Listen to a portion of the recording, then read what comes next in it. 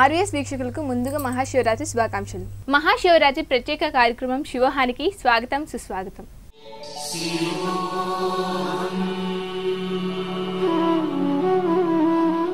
ఈరోజు మహాశివరాత్రి విశేషాలు తెలపడానికి మన ముందు ఉన్నారు భరత్ కుమార్ శర్మ గారు. ఆయన అడిగి మహాశివరాత్రి విశేషాలు తెలుసుకుందాం. నమస్తే శర్మ గారు, ముందుగా మీకు మహాశివరాత్రి శుభాకాంక్షలు. మీకు ఆర్వీఎస్ ప్రేక్షకులందరికీ మహాశివరాత్రి శుభాకాంక్షలు.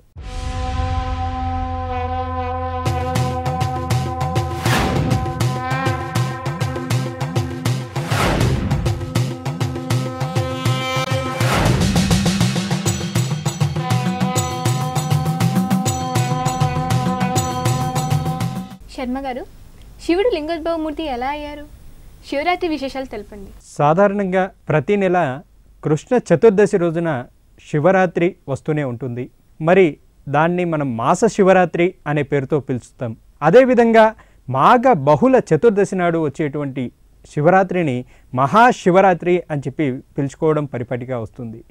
ఈ యొక్క శివరాత్రి పార్వతీ పరమేశ్వరులకు అత్యంత ప్రీతికరమైనటువంటిదిగా మనం చెప్పుకోవచ్చు. శివాయ గౌరీ వదనాబ్జ బృంద సూర్యాయ దక్షధ్వర నాశనాయ శ్రీనీలకంఠాయ వృషధ్వజాయ శ్రీకరాయ నమశివాయ అని చెప్పి మనం ఆ స్వామిని స్తుతిస్తూ ఉంటాం. అంటే ఆ స్వామి యొక్క మహేశ్వర తత్వాన్ని మనం వర్ణించుకున్నట్టయితే మహేశ్వరుడు నిర్గుణ నిరాకార పరబ్రహ్మ సర్వవ్యాపకుడై సర్వాంతర్యామి అయి ఈ చరాచర ప్రపంచమంతటా కూడా వ్యాపించి ఈ సహజ లక్షణాలతో కూడా ఆయన నిరాకారుడయ్యాడు. కానీ భక్తులను అనుగ్రహించేందుకు ఆశీర్వదించేందుకు కూడా సగుణాకార నిర్గుణాకారాల ప్రతిరూపమే శివలింగ రూపమని, మిగిలిన దేవతల వలె ప్రతీకగా కూడా లింగ పూజను నిరాకార ఆరాధనగా చేస్తూ ఉంటారని చెప్పి కూడా మనకు దైవజ్ఞుల ద్వారా తెలియవచ్చింది. ఇక ఈ పరమేశ్వరుడు ఆ లింగోద్భవ మూర్తిగా అవతరించడానికి గల కారణం ఏమిటో తెలుసుకోవాలి అంటే దానికి ఒక పురాణ గాథ కూడా కలదు. ఒకసారి బ్రహ్మదేవుడు కూడా విష్ణుమూర్తి బ్రహ్మదేవుల మధ్య కూడా అహంకారం తలెత్తినటువంటిదై చివరకు ఎవరు గొప్ప, నీకంటే నేను గొప్ప, నాకంటే నువ్వు గొప్ప అని చెప్పి ఒక ప్రశ్న కూడా తలెత్తింది. అంతటా కూడా వారు వాదులాడుకుంటున్నటువంటి విధానాన్నంతా గమనించినటువంటి పరమేశ్వరుడు ఆ యొక్క వారికి ఏ విధంగానైనా కూడా అహంభావాన్ని అనగదొక్కి వారిద్దరికీ కూడా చక్కని గుణపాఠాన్ని నేర్పాలి అని చెప్పి కూడా మనస్సులో సంకల్పించాడు. అదే ఉద్దేశంతో మాఘమాసం చతుర్దశి నాడు కూడా వారి ఇరువురి మధ్య కూడా ఒక జ్యోతి వలె కూడా ఒక జ్యోతిర్లింగ రూపాన్ని దాల్చినటువంటి వాడయ్యాడు. వారిరువురు ఆ లింగం యొక్క ఆది అంతాల్ని కూడా తెలుసుకోవాలని చెప్పి విష్ణుమూర్తి వరాహ రూపాన్ని దాల్చి జ్యోతిర్లింగం యొక్క అడుగు భాగాన్ని చేరి వెతుకుతుండగా బ్రహ్మదేవుడు హంస రూపాన్ని దాల్చినటువంటి వాడై ఆకాశాన్ని అంతా కూడా ఎగిరాడు. చివరికి ఆ లింగం యొక్క రూపం ఏమిటో కూడా తెలుసుకోలేకుండా వారంతా కూడా తెలుసుకోలేక పరమేశ్వరుని కూడా శరణు వేడుకుంటున్నాడు. అప్పుడు ఆ పరమ శివుడు తన నిజ రూపంతో కూడా దర్శనమిచ్చి అనుగ్రహించి వారి యొక్క అహంకారాన్నంతా కూడా పోగొట్టాడు. దానితో బ్రహ్మ విష్ణువులు పరమేశ్వరుడు కూడా ఆధిక్యతను గుర్తించినటువంటి వారికి విశేషమైనటువంటి పూజలతో అర్చించినటువంటి మహాపుణ్య పర్వదిన కాలమే ఈ యొక్క మహాశివరాత్రి అయ్యింది. అలాంటి పుణ్యప్రదమైనటువంటి కాలం మాఘమాసం బహుళపక్షం చతుర్దశి నాడు వచ్చేటువంటిది కాబట్టి ఈ యొక్క తిథి రోజున జరుపుకునేటువంటి పర్వదినాన్ని మనం మహాశివరాత్రి పర్వదినంగా చెప్పుకోవడం జరుగుతుంది. చాలా బాగా చెప్పారండి. నాకు ఒక చిన్న సందేహం, అసలు శివం అంటే ఏంటి? శివం అనే పేరులో అర్థం ఏంటి? అద్భుతమైనటువంటి ప్రశ్న. వాగర్ధావివ సంతృప్తో వాగర్ధ ప్రతిపత్తయే జగత పితరో వందే పార్వతీ పరమేశ్వరో అని చెప్పి మనం ఆ ఆదిదేవుడైనటువంటి పరమేశ్వరుని గురించి మనం ప్రార్థించుకోవడం జరుగుతుంది. శివం అంటే మంగళం అని ఒక అర్థం ఉంది. మంగళాకారుడు అయినటువంటి వాడు ఆ పరమేశ్వరుడు కనుక ఆయన్ని శివం అనేటువంటి పేరుతో మనం పిలుస్తూ ఉన్నాం. ఆదిదేవుడైనటువంటి ఆ యొక్క పరమేశ్వరుడు మంగళప్రదాత, ఆద్యంతాలు లేనటువంటి జ్యోతిస్వరూపుడు. సృష్టిలో ప్రతి అణువు పరమేశ్వరుడే కొలువై ఉంటాడు. పరిపూర్ణమైనటువంటి పవిత్రత, పరిపూర్ణమైనటువంటి జ్ఞానం, పరిపూర్ణమైనటువంటి సాధన గల భక్తవత్సలుడు వేదాల్లో రుద్రునిగా కీర్తించబడ్డాడు. అదేవిధంగా మనం వేదాల్లో కనుక తీసుకున్నట్టయితే ఆ యొక్క స్వామిని మనం అర్చిస్తూ ఒక మాటను చెప్పుకుంటాం. ఈశాన సర్వ విద్యానాం ఈశ్వర సర్వభూతానాం బ్రహ్మాధిపతిర్బ్రహ్మణోధిపతిర్బ్రహ్మ శివోమే అస్తు సదాశివం అన్నది ఆ శివుని గురించి మనం చెప్పుకునేటువంటి మాట. ఈ మాటల్ని కనుక మనం గమనించినట్టయితే ఈశాన సర్వ విద్యానం, అన్ని విద్యలకి కూడా ఆ ఈశుడే మూలమైనటువంటి కారణం. ఈశాన సర్వభూతానం, ఆ యొక్క ప్రతి భూతం లోపల కూడా పంచభూతాల్లో మిళితమై ఉన్నటువంటి వాడు ఆ పరమేశ్వరుడే. కాబట్టి ఆ యొక్క శివుడే మంగళాకారకుడు, ఈ జగన్మంగళాన్ని కూడా శాసించేటువంటి వాడు పరమేశ్వరుడు. కాబట్టి ఆ యొక్క పరమేశ్వరుడిని మనం శివం అనేటువంటి పేరుతో మనం పిలుస్తూ ఉంటాం. శివం అనేటువంటి పదాన్ని, ఆ శివ అనేటువంటి శబ్దాన్ని మనం గమనించినట్టయితే షి ఈ వా అంటే షా అనేటువంటి పదాన్ని, ఈ అనేటువంటి పదాన్ని, వా అనేటువంటి పదాన్ని, ఈ 3 అక్షరాల్ని కలిపితే వచ్చేది శివ. ష ఈ ఇవ అనేటువంటి ఈ 3 పదాల యొక్క అర్థాన్ని వర్గీకరించి చూసినట్టయితే షకారము పరమానందాన్ని, ఇకారము పరమ పురుషత్వాన్ని, వకారము అమృత శక్తిని సూచిస్తూ ఉంటాయి. శివౌ అంటే పార్వతీ పరమేశ్వరులు అనేటువంటి అర్థాన్ని సూచిస్తూ ఉంటుంది. మరి ఏమిటి అంటే లక్ష్మీనారాయణులు అన్నారు. మరి ఈ విధంగా సూచించినప్పటికీ కూడా ఇక్కడ పార్వతీ పరమేశ్వరులు అనేటువంటి మాటను మనం చెప్పుకుంటూ ఉన్నాం. అదేవిధంగా ఆ స్వామికి మరి యొక్క అర్థం ఉంది, అర్ధనారీశ్వర తత్వం. ఆ అర్ధనారీశ్వర తత్వాన్ని సూచిస్తూనే జగత పితరౌ వందే పార్వతీ పరమేశ్వరు అని చెప్పి ఆ స్వామిని మనం పోలుస్తూ ఉన్నాం. ఈ జగత్తుకు అంతటికీ కూడా మాతా పితరులు అయినటువంటి వారు పార్వతీ పరమేశ్వరులు అనేటువంటి విషయాన్ని మనం తెలుసుకొని ఉన్నాం. అలాంటి పార్వతీ పరమేశ్వరుల యొక్క తత్వాన్ని సూచించేటువంటి ఒక సమైక్యమైనటువంటి ఒక పదమే శివం అనేటువంటి పదం మనకు సూచిస్తుంది. అందుకే శివౌ అంటే అర్ధనారీశ్వర తత్వానికి సంకేతమైనటువంటి పార్వతీ పరమేశ్వరులు అనేటువంటి ఒక సమాధానాన్ని మనం తెలుసుకోవచ్చు. సూర్యుని నుంచి వెలుగును, చంద్రుని నుంచి వెన్నెలను, అగ్ని నుంచి వేడిని కూడా విడదయ్యలేని విధంగా శివశక్తులది కూడా అవినాభావమైనటువంటి సంబంధం. నిత్యానంద స్వరూపుడైనటువంటి శివుడు సృష్టి స్థితి లయ తిరోభావ అనుగ్రహం లేనటువంటి జగత్కార్యాలను చక్కపెడుతూ ఉంటాడు. అదేవిధంగా ఆ యొక్క శివుడి యొక్క తత్వాన్ని తెలుసుకున్నప్పుడే మనకు పరిపూర్ణమైనటువంటి శివతత్వం మన లోపల అబ్బుతుంది.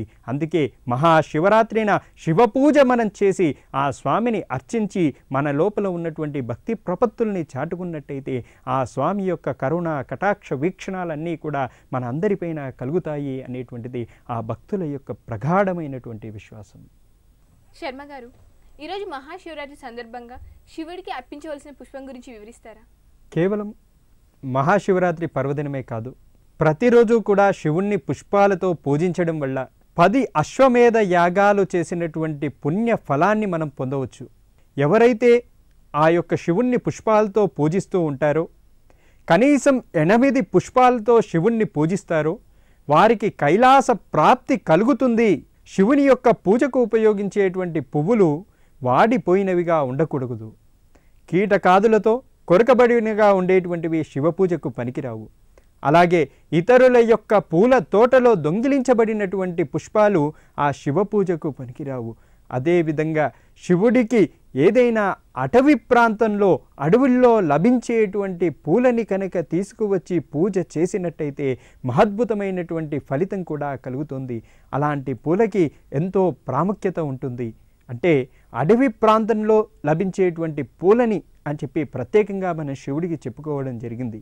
మరి ఏమిటా పూలు, ఏ విధంగా ఉంటాయి అనే విషయాన్ని మనం తీసుకున్నట్టయితే గన్నేరు, పొగడ, జిల్లేడు, ఉన్మత్త, కలిగొట్ట, పెద్ద ములక, తెద్ద తిందెన, కట్లతీగ పువ్వులు, అశోక పువ్వు, మందారం, విష్ణుక్రాంత, జమ్మి, మారేడు, కుసుమ పువ్వుతో కూడా మనం శివ పూజ చేయడం అనేటువంటిది శ్రేష్టమైనదిగా మనకు చెప్పబడింది. ఇవే కాకుండా ఎర్ర కలువ పూలు, నీలిపూలు, గులాబీ, నెమ్మిపూలు, ఉత్తరేణి, తామర, జాజి, చెంగలువ పూలు, నందివర్ధనం, నాగకేశరం, పొన్నాగ, పచ్చగోరింట, తుమ్మి, మేడి, జయంతి, మల్లె, మోదుగ శివపూజకు కూడా ప్రశస్తమైనవి అని చెప్పి కూడా పండితులు చెప్తూ ఉంటారు. ఈ విధంగా ఎవరైతే తమ ప్రాంతంలో లభించేటువంటి పూలన్నిటినీ కూడా సేకరించి ఆ శివ పూజ చేస్తారో వారందరికీ కూడా శివానుగ్రహం కలగటమే కాదు, ఆ కైలాస ప్రాప్తి కూడా కలుగుతుంది అనేటువంటిది శివపురాణం ప్రకారం మనకి తెలియవచ్చింది. మహాశివరాత్రి శివ పూజకు శ్రేష్టమైన పుష్పం ఏంటో మీకు తెలుసా? తెలుసుకునే ముందు శివోహం కార్యక్రమంలో ఒక చిన్న విరామం.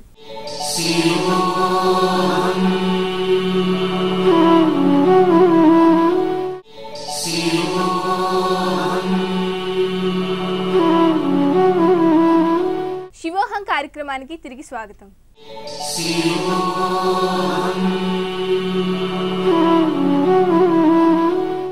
శర్మ గారు, శివుడు లోకహితం కోసం ఎన్ని రూపాయలు ధరించారు? ఓంకార బిందు సంయుక్తం నిత్యం ధ్యాయంతి యోగినః కామదం మోక్షదం తస్మై ఓంకారాయ నమోన్నమః అని చెప్పి మనం శివుడి గురించి ప్రార్థన చేసుకున్నాం. అంటే ఆది ప్రణవ నాదమైనటువంటిది ఓంకారం. అలాంటి ఓంకారానికి సంకేతంగా మనం శివుణ్ణి భాషించడం జరుగుతుంది. అలాంటి ఓంకార స్వరూపమైనటువంటి శివుడు లోకహితం కోసం ఎన్నో రూపాలని కూడా ధరించాడు అనేటువంటిది శివపురాణం ద్వారా మనకు తెలియవస్తుంది. అయితే ఈ యొక్క శివపురాణాన్ని తిరిగేసినట్టయితే అందులో 8 రూపాల గురించి ముఖ్యంగా కూడా ఆ శివుడు 8 రూపాలని ధరించినట్టుగా కూడా పేర్కొంటుంది. ఆ శివుడు ధరించినటువంటి ఆ రూపాల గురించి మనం తెలుసుకోవాలి అంటే ముందు అందరికీ వచ్చేటువంటి ఒక ప్రశ్న అందరి లోపల మెదులుతూ ఉంటుంది. అదేమిటి అంటే శివుడు పంచముఖ స్వరూపుడు, అదే ఆయన అవతారం అనేటువంటి భావన అందరి లోపల ఉంది. శివుడి యొక్క ముఖాల్ని కనుక మనం గమనించినట్టయితే సజ్జోజాత, వామదేవ, అఘోర, తత్పురుష, ఈశానలు అనేటువంటివి 5 ముఖాలుగా శివుడు కలిగి ఉంటాడు. ఈ 5 ముఖాల్ని కలిగి ఉన్నటువంటి శివుడు పంచభూతాత్మకుడై సర్వవ్యాపి అయి ఓంకార స్వరూపుడై వెలుగొందుతున్నాడు అనేటువంటిది నిత్య సత్యమైనటువంటి వాక్కు. అయితే శివ మహాపురాణ ప్రకారం మాత్రం ఆ శివుడు 8 అవతారాలని ధరించాడు అనేటువంటిది మనకు తేటతెల్లమవుతూ ఉంది. అందులో మొట్టమొదటిది ఆయన్ని మనం నిత్యం కూడా అర్చించేటువంటి స్వరూపం రుద్రస్వరూపం. అందుకే మనం శివుణ్ణి అర్చించాలి, శివుడి పూజ చేయాలి అంటే మొట్టమొదటిగా మనం రుద్రాన్ని మనకి అనుసంధానం చేస్తూ ఉంటాం. ఆ రుద్రుడి యొక్క ప్రశ్నతో ఆయన్ని అభిషేకిస్తూ ఉంటాం. రుద్ర ప్రశ్న, దాన్నే నమక చమకాదులుగా కూడా మనం వర్ణించుకుంటూ ఉంటాం. అలాంటి ఆ రుద్రస్వరూపం మొట్టమొదటిది. ఆ రుద్రుడి గురించి చెప్పుకోవాలి అంటే దుఃఖ నివారకుడైనటువంటి అగ్ని అధిష్ఠించి ఉంటాడు కనుక ఆ యొక్క స్వరూపాన్ని రుద్రస్వరూపం అని చెప్పి చెప్పుకోవడం జరిగింది. ఇకపోతే రెండవ స్వరూపంగా శర్వుడు అనేటువంటి రెండవ స్వరూపాన్ని కూడా మనం తెలుసుకోవడం జరిగింది. ఆ శర్వుడి యొక్క పత్నిని శర్వాణి అనేటువంటి పేరుతో పిలుచుకుంటూ ఉన్నాం. అలాంటి శర్వుని యొక్క విషయాన్ని తీసుకుంటే జీవుల యొక్క మనుగడ కోసం భూమిని అధిష్ఠించి ఉన్నాడు కనుక ఆ స్వామిని శర్వుడు అనేటువంటి పేరుతో పిలుచుకోవడం జరిగింది. ఇక మూడవ వాడు భవుడు. ఈ యొక్క భవుడు ఈ జగానికి అత్యంత ఆవశ్యకమైనటువంటి జలాన్ని ఆశ్రయించి ఉంటాడు కనుక ఆయన్ని మనం భవుడు అనేటువంటి పేరుతో పిలుచుకోవడం జరిగింది. ఇకపోతే 4వ అవతారంగా ఉగ్రుడి గురించి మనం చెప్పుకున్నాం. జగత్తు యొక్క కదలికలకు కారకుడైనటువంటి వాడు, వాయువును అధిష్ఠించి ఉన్నటువంటి వాడు కనుక ఆయన్ని మనం ఉగ్రుడు అని చెప్పి పిలుచుకున్నాం. ఇకపోతే 5వ అవతారం భీముడుగా మనం చెప్పుకున్నాం. ఆకాశాన్ని ఆశ్రయించి ఉంటాడు కనుక ఆయన్ను మనం భీముడు అనేటువంటి పేరుతో చెప్పుకున్నాం. ఇక 6వ అవతారం పశుపతి అనేటువంటి పేరుతో చెప్పుకుంటూ ఉన్నాం. సంసారబద్ధులైనటువంటి జీవులను పాప విముక్తులను చేసేందుకై కూడా జీవాత్మను అధిష్ఠించి ఉంటాడు కనుక ఆ స్వామిని మనం పశుపతి అనేటువంటి పేరుతో మనం పిలుచుకుంటూ ఉంటాం. ఇకపోతే ఈశానుడు అనేటువంటి మరో పేరుతో 7వ అవతారాన్ని ధరించాడు. ఈ చరాచర జీవుల్ని శాసించేటువంటి సూర్యుని లోపల ప్రకాశిస్తూ ఉంటాడు కనుక ఆ స్వామిని మనం అక్కడ 7వ రూపంలో మనం కొలుచుకుంటూ ఉన్నాం. ఇకపోతే 8వ రూపంగా మహాదేవుడు అనేటువంటి పేరుతో పిలుచుకుంటాం. అందుకే ఆ స్వామి దేవతలందరికంటే కూడా గొప్పనైనటువంటి వాడు కనుక మహాదేవుడు అంటే ఆ మహాదేవుడు తన లోపల ఉన్నటువంటి చల్లని కిరణాలతో జీవుల్ని పాలిస్తూ చంద్రుడి యొక్క కాంతితో కూడా ప్రకాశిస్తూ ఉంటాడు కనుక ఆ స్వామిని మనం మహాదేవుడు అనేటువంటి పేరుతో కూడా పిలుచుకొని ఉంటాం. ఈ విధంగా మెడలో కూడా నాగహారాన్ని ధరించినటువంటి వాడై ఆ యొక్క పరమశివుడు బోలాశంభుడై మనకు సాక్షాత్కరిస్తూ ఉన్నాడు. ఈ యొక్క 8 అంశాలని గురించి కూడా శివపురాణం ప్రస్ఫుటంగా కూడా మనకు తెలియజెప్పింది. చాలా బాగా చెప్పారండి. ఇప్పుడు మరొక ప్రశ్న, శివుడు కంఠంలో ధరించిన పాము దేనికి సంకేతం? సకల శుభస్వరూపుడైనటువంటి పరమశివుడు నిరాకార రూపుడు, జ్యోతిర్లింగంలో వెలిసి సృష్టి శ్రీకారం చుట్టినటువంటి పరమేశ్వరుడు అవసరమైనప్పుడు సకార రూపంలో భక్తులను కరుణిస్తూ ఉంటాడు. శివుని జటాజుటంలో ఉన్నటువంటి గంగ అమృతతత్వానికి శుద్ధ బ్రహ్మజ్ఞానానికి కూడా చిహ్నంగా చెప్పుకుంటాం. జటాజుటానికి కింది వైపున అర్ధచంద్రుడు జ్ఞానపుష్టికి కూడా ప్రతీక అని చెప్పి చెప్పుకుంటాం. గజ చర్మానికి ధరించినటువంటి స్వామివారు దానిపై పులి చర్మాన్ని నడుముకు కట్టుకుంటూ ఉంటాడు. పులి చర్మం దుష్ట శిక్షణను, ఏనుగు చర్మం స్వామికరణను కూడా సూచిస్తూ ఉంటాయి. అలా నాగాభరణుడైనటువంటి స్వామి భక్త సులభుడుగా త్రిశూలం, మృగం, డమరుకం పట్టుకొని కపాల ఉసిరికాయ మాలల్ని కూడా ధరించినటువంటి వాడి నంది వాహనం పైన కూడా సాక్షాత్కరిస్తూ ఉంటాడు. దుష్ట శిక్షణనికి కూడా చేసేటువంటి స్వామిగా పేరున్న ఈ స్వామి చేతిలో మృగాన్ని, లేడిని పట్టుకున్నటువంటి ఆ స్వామివారు కూడా కంఠంలో ధరించినటువంటి పాము నవగ్రహాలలో సూర్యుడు మినహా మిగతా 8 గ్రహాల పరిభ్రమణానికి కూడా సంకేతం అనేటువంటి సూచనని కూడా సూచిస్తూ ఉంటుంది.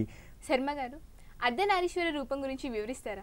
వందే శంభు ముమాపతిం సురగురుం వందే జగత్కారణం వందే పన్నగభూషణం మృగధరం వందే పశూనాం పతిం వందే సూర్య శశాంక వన్నినయనం వందే ముకుంద ప్రియం వందే భక్త జనాశ్రయించ వరదం వందే శివం శంకరం.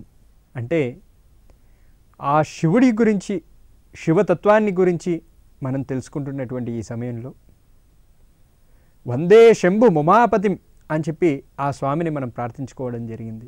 ఉమ యొక్క పతి అయినటువంటి వాడు అని చెప్పి కీర్తింపబడినటువంటి వాడు పరమేశ్వరుడు.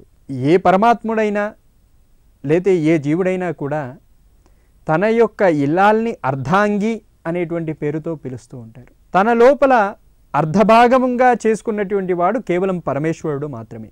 అందుకే ఆయన స్వరూపాన్ని అర్ధనారీశ్వర స్వరూపంగా మనం చెప్పుకోవడం జరిగింది. అర్ధనారీశ్వర స్వరూపాన్ని గురించి చెప్పుకోవాలి అంటే సృష్టి ఆరంభ వేళలో బ్రహ్మ ద్వారా రచింపబడినటువంటి మానసిక సృష్టి విస్తరించకపోవడం వల్ల కూడా బ్రహ్మదేవుని లోపల తీవ్రమైనటువంటి దుఃఖం కలిగింది. అప్పుడు ఆకాశవాణి నుంచి కూడా వినిపించినటువంటి ఓ మాట, బ్రహ్మ మైదుని సృష్టి చేయి. ఆకాశవాణి ఆలకించి బ్రహ్మదేవుడు కూడా మైదుని సృష్టి చేయ సంకల్పించుకొని చెప్పి కూడా నిశ్చయించుకున్నాడు. కానీ తత్సమయం వరకు కూడా నారీ అనేటువంటిది జననోత్పన్నం కాకపోవడం వల్ల అతడు నిశ్చయంలో కూడా సఫలుడు కాలేకపోయినాడు. శివ పరమేశ్వరుడి యొక్క కృపారహితమైనటువంటిది మైదుని యొక్క సృష్టి కాజాలదు. అందువల్లనే అతడు శివదేవుణ్ణి కూడా ప్రసన్నుని చేసుకోవాలని చెప్పి కూడా బ్రహ్మదేవుడు కఠోరమైనటువంటి తపస్సుని కూడా చేయనారంభించాడు. ఆ యొక్క శివుని అనుగ్రహం కలిగితే తప్ప మైదుని సృష్టి చేయలేము అనేటువంటి వాంఛతో చిరకాల పర్యంతం కూడా బ్రహ్మదేవుడు తన హృదయంలో కూడా ప్రేమపూర్వకంగా శివ మహేశ్వర ధ్యానాన్ని కూడా చేస్తూ ఉండిపోయాడు. అతని తీవ్రమైనటువంటి తపస్సుకు ప్రసన్నుడైనటువంటి ఆ యొక్క మహేశ్వరుడు భగవానుడు కూడా అర్ధనారీశ్వరుడి యొక్క రూపంలో కూడా దర్శనమిచ్చి ఉమా పరమేశ్వరుడిగా కూడా ఆ స్వామికి దర్శనమివ్వడం జరిగింది. అంతటా కూడా ఆ యొక్క బ్రహ్మదేవుడు దేవాదిదేవుడైనటువంటి శివ భగవానుణ్ణి, ఆ దివ్యస్వరూపాన్ని కూడా సందర్శించినటువంటి బ్రహ్మ అభిభూతుడై కూడా దండవత్మైనటువంటి భూమిపై పరుండి అతని అలౌకిక విగ్రహానికి కూడా ప్రణమిల్లుతూ కూడా ఈ విధంగా స్తుతిస్తూ ఉన్నాడు. అంతటా కూడా శివ పరమేశ్వరుడు, వత్స బ్రహ్మ, నాకు మనోరథం అవగతమైంది. సృష్టి వర్ధిల్లాలన్నటువంటి భావంతో కూడా నీవు చేసినటువంటి కఠినమైనటువంటి తపస్సుకి కూడా నేను సంతృప్తి చెంది ఉన్నాను. నేను నీ ఇచ్చను అవశ్యం నెరవేరుస్తాను అంటూనే కూడా శివదేవుడు తన శరీరం నుండి ఉమాదేవిని వేరుగా కూడా చేసినటువంటి వాడే తనవంతరం కూడా శివ పరమేశ్వరిని అర్ధాంగం నుంచి వేరు చేసి పరాశక్తికి బ్రహ్మకి కూడా సాష్టాంగ ప్రణామం చేసి కూడా సాష్టాంగ నమస్కారాలు కూడా ఆ పరమేశ్వరునికి బ్రహ్మదేవుడు చేసి ఉన్నాడు. అంతటా కూడా శివే సృష్టి ఆరంభంలో నినాథుడు దేవాదిదేవుడు అయినటువంటి శంభు భగవానుని కూడా అయినటువంటి వాడిని సృష్టించాడు. భగవతి ఆయన యొక్క ఆదేశానుసారమే దేవత సమస్త ప్రజల మానసిక సృష్టిని కూడా చేసి అనేక ప్రయాసల తర్వాత కూడా ఆ సృష్టిని వర్ధింపచేయడంలో కూడా ఆసనులయ్యాడు. ఇక ఇప్పుడు స్త్రీ పురుష సంగమం ద్వారా నేను ప్రజోత్పత్తిని కూడా సృష్టిని వర్ధింపచేయజేశాను. కానీ ఇంతవరకు కూడా నారీ కులం అనేటువంటిది ప్రకటింపబడలేదు. నారీ కులాన్ని సృష్టించడం వల్ల కూడా నాకు శక్తిని అతీతంగా ఉండేటువంటి దేవుని నీవు సంపూర్ణ సృష్టికి కూడా శక్త్యాదులకి కూడా ఉద్గమ స్థానానివి అయినటువంటి ఉమాదేవిగా కూడా విలసిల్లమని చెప్పి కూడా చెప్పి ఉన్నాడు. అంతటా ప్రార్థించేతో కూడా ఈ విధంగా చెప్తున్నాడు, హే మాతేశ్వరి, నీవు నాకు నారీలకు కూడా సృష్టిని చేయగలిగేటువంటి శక్తిని ప్రసాదించుగాక. నేను మరో ప్రార్థన చేస్తూ ఉన్నాను. సకల చరాచర సృష్టి వర్ణనారహితమై కూడా దక్షపుత్రుని పుత్రి రూపంలో అవతరించి నీవు దయ చూపేదవుగాక అని చెప్పి కూడా బ్రహ్మ ఆ యొక్క ఉమాదేవిని కూడా ప్రార్థించడం జరిగింది. ఆ విధంగా బ్రహ్మ యొక్క ప్రార్థనని కూడా ఆలకించినటువంటి శివాని తదాస్తు అంటూ కూడా అతనికి నారీ కులాన్ని సృష్టింప చేయనటువంటి ఒక గొప్పనైనటువంటి శక్తిని కూడా ప్రసాదించినది. తన లక్ష్య సాధన కోసమై కూడా తనకు ఉన్నటువంటి భక్తి నుంచి కూడా తన యొక్క భక్తియుగ్మ భాగం నుంచి కూడా తనతో సమానమైనటువంటి కాంతిమతి అయినటువంటి ఒక స్త్రీని కూడా ఉద్భవింపచేసింది. ఆ విధంగా శివాని ఆ యొక్క బ్రహ్మదేవుకు నారీ కులాన్ని సృష్టింపచేయనటువంటి శక్తిని కూడా ప్రసాదించి లక్ష్య సాధనకై కూడా తన భృకుటి మధ్య భాగం నుంచి తనతో సమానమైనటువంటి కాంతిమతి అయినటువంటి ఒక శక్తిని ప్రకటింపచేసి దానిని తిలకించి దేవదేవేశ్వరుడైనటువంటి శివుడు చిరునవ్వును కూడా నవ్వుతూ, దేవి, బ్రహ్మ తపస్సు ద్వారా కూడా నిన్ను ఆరాధించాడు. నీ వనితపై అతనిపై కూడా ప్రసన్నురాలవై అతని మనోభిష్టాన్ని కూడా నెరవేర్చుమా అని చెప్పి కూడా అన్నాడు. పరమేశ్వరుడి యొక్క ఆజ్ఞను పొందినటువంటిదే కూడా అదే ఆ ఆజ్ఞనే శిరోధార్యం అని చెప్పి తలంచి ఆ శక్తి బ్రహ్మను ప్రార్థనానుసారంగా కూడా దక్షపుత్రి అయి జన్మించి ఉన్నది. అలా బ్రహ్మకు కూడా అనుపమ శక్తిని అనుగ్రహించి శివాని మహాదేవుని యొక్క శరీరంలో ప్రవేశించింది. తర్వాత మహాదేవుడు కూడా అంతర్ధానమైపోయాడు. నాటి నుండియే ఈ లోకంలో మైథన్య సృష్టి అనేటువంటిది కూడా కొనసాగడం జరిగింది. సఫల మనోరథుడైనటువంటి బ్రహ్మ పరమేశ్వరుని స్మరించుకుంటూ నిర్విఘ్నంగా కూడా సృష్టిని విస్తరింపచేయసాగాడు. అలా శివశక్తులు పరస్పరాభిన్నులై కూడా సృష్టికి అధికారులై కూడా పుష్పంలో గంధము, చంద్రునిలో వెన్నెల, సూర్యునిలో ప్రభానుతులై కూడా స్వభావ సిద్ధులై ఉన్నట్లే శివుని లోపల కూడా శక్తి స్వభావ సిద్ధై ఉంటూ విరాజిల్లుతూ కూడా ఉంటుంది. శివునిలో ఇకారమే శక్తి అయి ఉన్నది. శివుడి కూటస్థతత్వం కాగా శక్తి పరిమాణతత్వమై బాసిల్లుతూ ఉంటుంది. శివుడు అజన్ముడు ఆత్మ కాగా కూడా శక్తి జగత్తులో నామరూపాల ద్వారా వ్యక్తి సత్తగా కూడా ఉంటుంది. అర్ధనారీశ్వర శివుని యొక్క రహస్యమంతా కూడా ఈ విధంగా ఉంటుంది.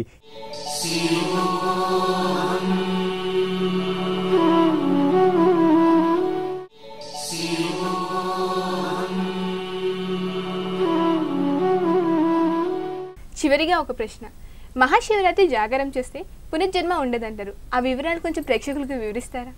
శివం శాంతం జగన్నాథం లోకానుగ్రహకారకం శివమేక పరం వందే శికారాయ నమో నమః. శివుడికి సంబంధించినటువంటి పండుగలన్నిటిలోనూ కూడా ముఖ్యమైనటువంటిది, అతి పుణ్యప్రదమైనటువంటిది మహాశివరాత్రి. ప్రతి నెలా కూడా కృష్ణపక్షంలో వచ్చేటువంటి చతుర్దశిని తిథిని కూడా మాస శివరాత్రి అని చెప్పుకోవడం మనం చెప్పుకున్నాం. అదేవిధంగా మాఘమాసంలో కృష్ణపక్షంలో వచ్చేటువంటి చతుర్దశిని మహాశివరాత్రి అనేటువంటి పేరుతో మనం చెప్పుకుంటూ ఉంటాం. శివరాత్రి పండుగను జరుపుకోవడంలో కూడా ప్రధానమైనటువంటి విషయాలు 3 ఉన్నాయి. శివార్చన మొట్టమొదటిదైతే ఉపవాసం చేయడం రెండవ నియమం.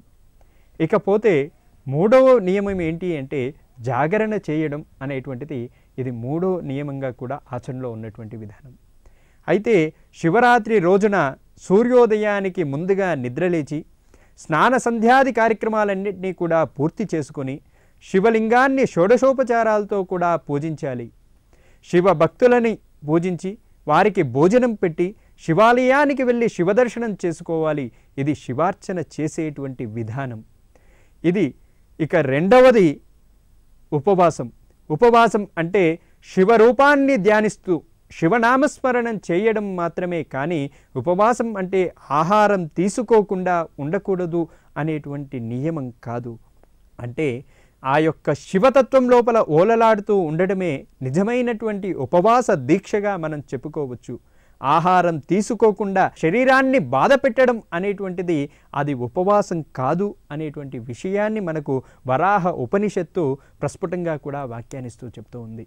ఇది రెండవ బద్ధమైనటువంటి నియమం. ఇక పూర్ణోది జాగారం అంటే దీన్ని కొన్ని ప్రాంతాల్లో జాగరణ అని, జాగారం అని చెప్పి కూడా పిలుస్తూ ఉంటారు.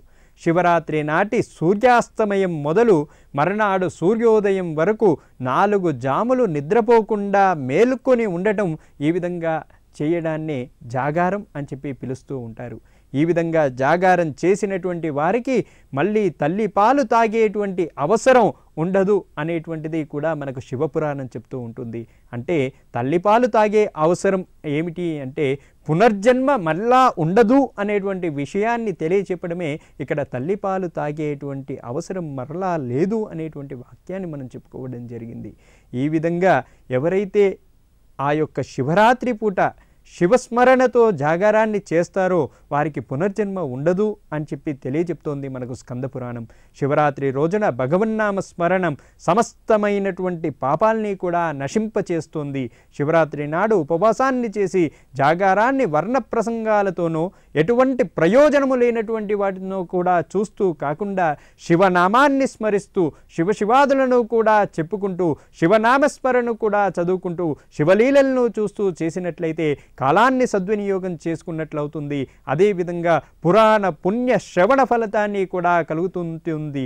అందుకే ఈరోజు మనం శివరాత్రి జాగారం చేస్తే ఏదో టీవీ ముందు కూర్చుండి ఏదో కాలక్షేపంగా వస్తున్నటువంటి చిత్రాల్ని చూడడమో, లేదు అంటే ఎక్కడో మన మూలన దాగున్నటువంటి ఆటల్ని ఆడడమో కాదు, శివనామస్మరణతో శివతత్వంతో మెలగడమే అసలైనటువంటి జాగరణ అనేటువంటి విషయాన్ని భక్తులు గమనించాలి. ఈ విధంగా చేసినప్పుడే పరిపూర్ణమైనటువంటి పుణ్యం కూడా మనకు లభిస్తుంది. పూర్వం గుణనిధి అనేటువంటి ఒక దుర్మార్గుడు శివరాత్రి నాటి కూడా ఆకలితో అలమటిస్తూ ఆ రాత్రి ఒక శివాలయంలోకి వెళ్ళాడు. నైవేద్యం కోసం ముంచినటువంటి అన్నాన్ని, పిండి వంటల్ని కూడా కాజేద్దామని చెప్పి కూడా సంకల్పించుకున్నాడు. తెల్లవారు కొనుకు లేకుండానే ఉన్నాడు. దీపజ్వలన వల్ల కూడా కొండనెక్కుతుంటే వత్తిని ఎగదోశాడు. ఉత్తరీయం అంచును చించి దారపు పోగుల్ని కూడా వత్తిగా మలిచినటువంటి వాడై ఆవు నెయ్యిని పోసి ఆ యొక్క దీపాన్ని కూడా వెలిగించాడు. ఆ వెలుతురు అన్నపు గిన్నెను కాజేసి పరిగెత్తుతూ కూడా తలారి వేసిన బాణపు దెబ్బ వల్ల కూడా ఆ యొక్క వృద్ధుడు మరణించాడు. ఈ విధంగా మరణించడం వల్ల పుణ్యానికి గురైనటువంటి ఆ గుణనిధి మరుజన్మలో కూడా కళింగ దేశాధిపతి అయినటువంటి అరిందముడు అనేటువంటి పేరుతో కూడా ధముడు అనేటువంటి పేరు కలిగినటువంటి కుమారుడిగా కూడా జన్మించాడు. ఆ జన్మలో మహారాజై అనేక శివాలయాల్లో కూడా అఖండమైనటువంటి దీపారాధనను చేయించినటువంటి వాడి ఆ పుణ్య ఫలితం వల్ల ఆపై జన్మలో కూడా కుబేరుడై జన్మించి దిక్పాలకుడైనాడు. ఇలా పరమేశ్వరుడికే కూడా ప్రాణసకుడై ఈనాడు అని చెప్పి కూడా మనకు పురాణాలు చెప్తూ ఉన్నాయి. అందుకే మహాశివరాత్రి రోజున కూడా మనం కూడా ముక్కంటిని భక్తి శ్రద్ధలతో కూడా పూజించాలి. ఆ యొక్క పుణ్య ఫలాల్ని కూడా మనం పొందాలి. ఎప్పుడైతే మనం ఆ పరమేశ్వరి యొక్క తత్వాన్ని పూర్తిగా అవగతం చేసుకుంటూ ఉంటామో, ఆ పరమేశ్వరి యొక్క లీలల్ని మనం వింటూ ఉంటామో, ఆ పరమేశ్వర తత్వాన్ని మన లోపల ఇనుమడింప చేసుకుంటూ ఉంటామో, అప్పుడు మాత్రమే పరమేశ్వరి యొక్క పరిపూర్ణమైనటువంటి అనుగ్రహం మన పైన కలుగుతూ ఉంటుంది. పరమేశ్వరుడి గురించి మనం ఎన్నో విషయాల్ని చర్చించాం. కానీ ఆ పరమేశ్వర తత్వం మనకి కావాలి, ఆ పరమేశ్వరిని కూడా మన లోపల ఇనుమడింప చేసుకోవాలి అంటే కేవలం ఆ పరమేశ్వరుడి యొక్క నామస్మరణ మాత్రమే ఆ అనంతమైనటువంటి పుణ్య ఫలాన్ని మనకు కలిగిస్తుంది అనేటువంటి వాక్యాన్ని మనం గుర్తుంచుకోవాలి. ఎందుకంటే కలియుగంలో కలౌ స్మరణాన్ముక్తి, కలియుగంలో స్మరణ చేయటం మాత్రమే మనకు ముక్తిని లభిస్తుంది. కాబట్టి ఆ యొక్క శివస్మరణం వల్ల మనం ఆ యొక్క కలియుగం ప్రత్యక్షపరమైనటువంటి మహేశ్వరుని ఆరాధించి ఆ యొక్క స్వామి అనుగ్రహాన్ని పొందుదాం. ఇప్పటి వరకు మాకు తెలియని ఎన్నో కొత్త విషయాలను అందించారు. ఇప్పుడు మీ అమూల్యమైన సందేశాన్ని మా ప్రేక్షకులకు వివరిస్తారా? శివరాత్రి పర్వదినం గురించి, శివతత్వం గురించి నిజంగా ఈ కార్యక్రమం ద్వారా మనం తెలుసుకోవడం అనేది ఆర్వీఎస్ ఛానల్ వారు మనకు అందించినటువంటి ఒక అద్భుతమైనటువంటి సంఘటనగా కూడా మనం చెప్పుకోవచ్చు. అయితే శివరాత్రి పర్వదినాన్ని మనం ఏ రీతిలో ఉపయోగించుకుంటున్నాం అనేటువంటి విషయానికి వస్తే, కేవలం శివతత్వాన్ని వదిలిపెట్టి రాత్రిళ్ళు టీవీల ముందు కూర్చొని కాలక్షేపానికి సినిమాలు చూస్తూ మనకు తోచిన ఆటలాడుతూ ఆ యొక్క జీవితాన్ని మనం గడుపుతూ ఉన్నామే. కానీ పరమేశ్వర స్వరూపమైనటువంటి ఆ స్వామిని ప్రసన్నం చేసుకునేటువంటి తత్వమైన ఆ స్వామి అర్చనని మనం మర్చిపోతూ ఉన్నాం. అందుకే ప్రతి ఒక్కరూ కూడా శివరాత్రి రోజున స్వామి లింగోద్భవ సమయంలో ప్రతి దేవాలయంలోనూ కూడా అర్చకులు రుద్రాభిషేకం చేస్తూ ఉంటారు. శివుడికి అత్యంత ప్రీతి అయినటువంటిది రుద్రుడి రూపంలో ఉన్నటువంటి పరమేశ్వరుడు అందుకునేటువంటి విశేషమైనటువంటి పూజగా భావించే రుద్రాభిషేక కార్యక్రమంలో అందరూ కూడా పాల్గొనండి.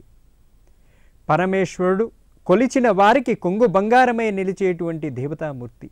అలాంటి పరమేశ్వర అనుగ్రహాన్ని ఆశీస్సుల్ని మనం పొందడానికి మనకున్నటువంటి వివిధ కాలక్షేపాలన్నింటినీ కూడా పక్కన పెట్టి శివరాత్రి రోజున జన్మకో శివరాత్రి అన్నట్టుగా ఆ శివరాత్రి రోజునైనా కనీసం మనం భగవత్ నామస్మరణతో భగవత్ ఆలయ ప్రాంగణంలో గడిపి మన జీవితాన్ని సార్థకం చేసుకుందాం.